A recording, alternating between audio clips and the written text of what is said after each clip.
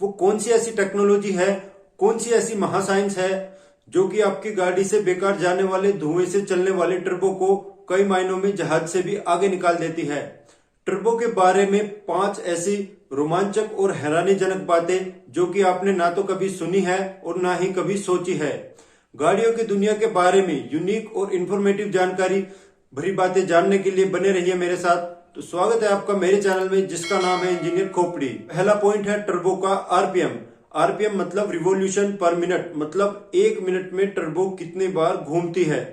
तो आपको जान के हैरानी होगी कि आपकी गाड़ी की टर्बो करीब 1 मिनट में 60,000 से लेके और 3 लाख चक्कर लगा लेती है।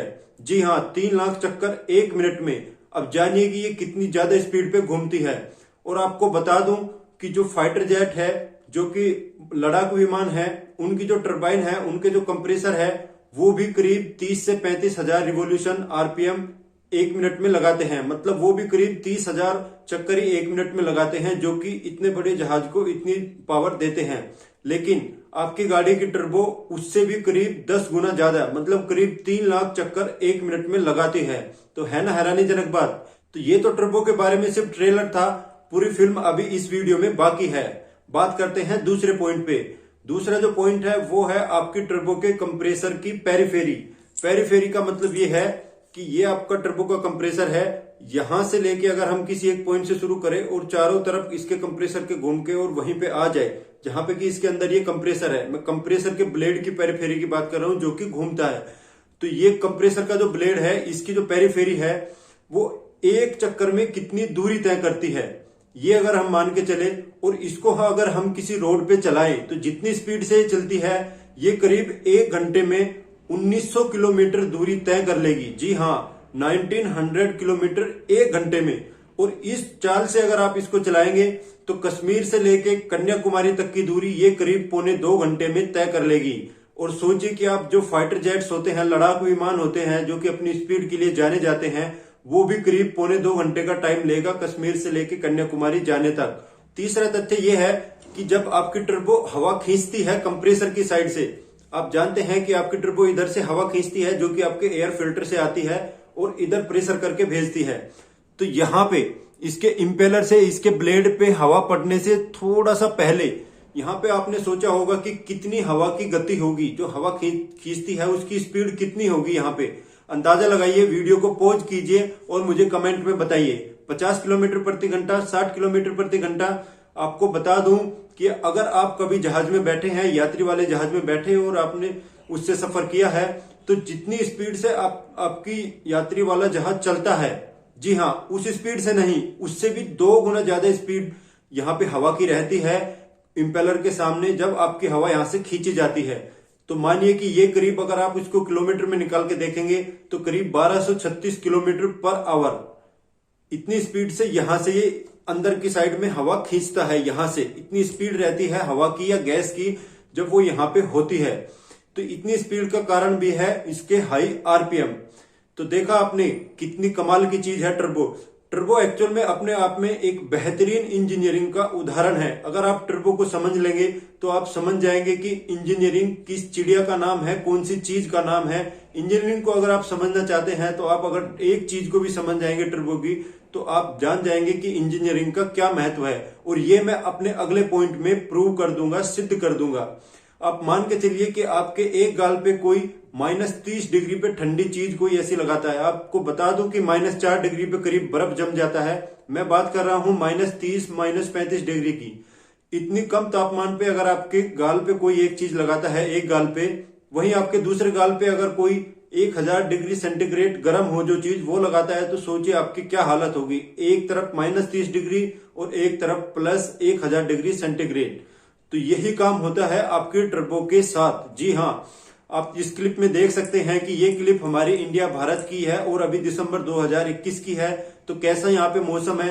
तो ऐसे मौसम में जब आपकी गाड़ी चलती है और उसमें टर्बो काम करती है, तो टर्बो के कंप्रेसर की साइड से जिधर से ये हवा को खींचती है एयर इनटेक से, उधर में बहुत ही ठंडी हवा -30 डिग्री के आसपास की ऐसे मौसम में जाती है। ऐसी कंडीशन वाले वेदर में अगर गाड़ी चल रही है तो यहाँ पे आपकी -30 डिग्री पड़ती है। वहीं दूसरी साइड में टरबाइन की साइड में इधर पे आपकी पड़ती है इंजन की गर्म एग्जॉस्ट गैस जिनका की तापमान करीब 1000 डिग्री सेंटीग्रेड तक रहता है। तो और इन दोनों के बीच की जो दूरी है कंप्रेसर और टरबाइन की, वो इन दोनों के बीच की दूरी कुछ इंच है और वो लगभग उतनी ही है जितनी की मेरे और आपके एक गाल से दूसरे गाल के बीच की दूरी है। तो मानिए कि कैसी स्थिति में आपकी टर्बो काम करती है कि एक तरफ से उसको 1000 डिग्री पे गर्म किया जा रहा है, उस धातु को फैलाने की कोशिश की जा रही है, वहीं दूसरी साइड में कुछ इंच दूर ही -30 डिग्री का टेम्परेचर में उसको सिकोड़ने की कोशिश की जा रही है। और ये दोनों चीजें कंप्रेसर और टरबाइन दोनों एक ही शाफ्ट पे घूमती है। सोचिए कि उस शाफ्ट की धातु कैसी होगी, उसका मेटल कैसे होगा, जो कि इतनी एडवर्स कंडीशन में ना किसी क्रैक के, फिर भी अपनी पूर्ण इफिशियंसी के साथ में, पूरी दक्षता के साथ में चलता रहता है। तो हुआ ना ये प्रूव कि हाँ, टर्बो अपने आप में एक बेहतरीन इंजीनियरिंग का उदाहरण है। तो अब बात करते हैं लास्ट पॉइंट की, और लास्ट पॉइंट पे मैं आपको बताऊंगा कि जो ये कौन सी ऐसी साइंस है, कौन सी ऐसी टेक्नोलॉजी है जिसके कारण ये सब संभव हो पाता है। तो इस टेक्नोलॉजी को, इस साइंस को जानने के लिए मैं आपको ये छोटा सा एक डायग्राम दिखाना चाहता हूं। यहाँ पे मैंने एक सिंपल सा टर्बो का चित्र बनाया है जिसमें कि ये एक तरफ टी मतलब टरबाइन और एक तरफ सी मतलब कंप्रेसर है। तो होता ये है कि यहाँ से हवा आती है और यहाँ से आपका जाती है।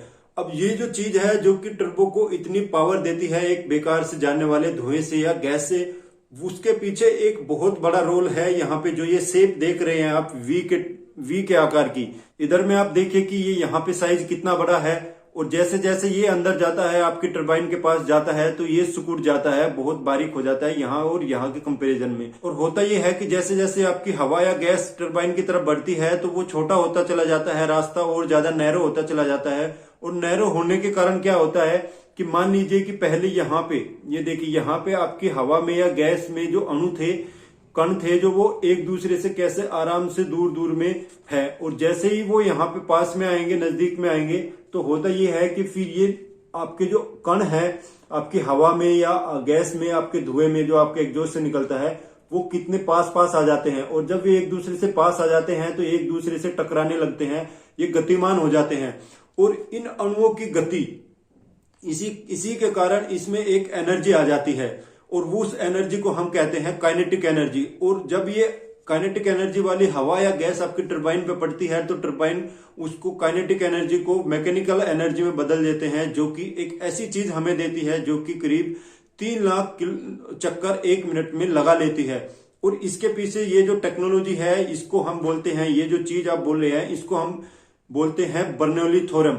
जी हाँ, ये जो यहाँ पे साइज बड़ा है इसको हम बोलेंगे डाइवर्जेंट, और जैसे जैसे ये आगे जाएगा इसको हम बोलेंगे कन्वर्जेंट। तो ये थ्योरम दी थी बर्नौली ने, आप नेट पे भी सर्च कर सकते हैं या आपने पढ़ा होगा कि बर्नौली थ्योरम यही है कि कोई भी द्रव्य है, कोई भी गैस है, उसका अगर हम एक ट्यूब से गुजारेंगे, एक बंद रास्ते से ऐसे गुजारेंगे, तो उसकी टोटल एनर्जी कांस्टेंट रहती है। यहाँ पे इसकी एनर्जी जो है वो प्रेशर के रूप में है, और जब वो आगे जाती है तो वो प्रेशर से कन्वर्ट होकर वेलोसिटी में चली जाती है, गति में चली जाती है। यहाँ पे प्रेशर ज्यादा है और जैसे जैसे ये आगे जाती है तो प्रेशर कम होता जाता है, लेकिन उसकी गति बढ़ती जाती है, उसकी वेलोसिटी बढ़ती जाती है। और जब वो तेज गति से आपकी टरबाइन के ब्लेड पे पड़ती है तो उसको ज्यादा आरपीएम पे घुमा पाती है। तो इसके पीछे ये साइंस है, आपकी बर्नौली थ्योरम वाली साइंस सबसे ज्यादा काम करती है। तो उम्मीद करता हूं कि आज की इस वीडियो में आपको यूनिक जानकारी मिली है। अगर मेरी वीडियो पसंद आई है तो मेरे चैनल को सब्सक्राइब करें। कोई भी आपका कमेंट है वो कमेंट सेक्शन में आके बता सकते हैं। मेरे साथ आप बने रहे इसके लिए आपका बहुत बहुत धन्यवाद। Thank you.